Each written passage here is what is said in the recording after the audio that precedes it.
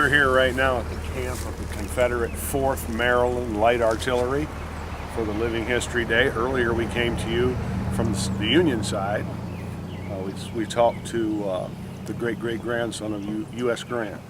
And now we're at the Confederate side getting ready for a cannon firing. Rise, bud!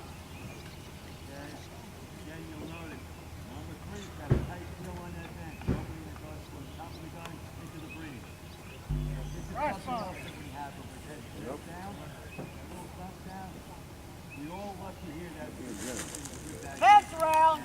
The round is reset and advance. That's being prepared to be inserted to the muzzle.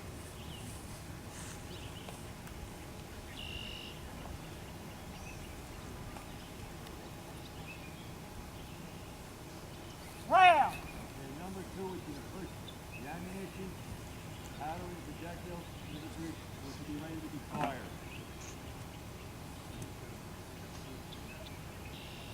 Round! Sight the piece! Alright. The gunner is pulling something out that's called a staging sight. Different guns have different items.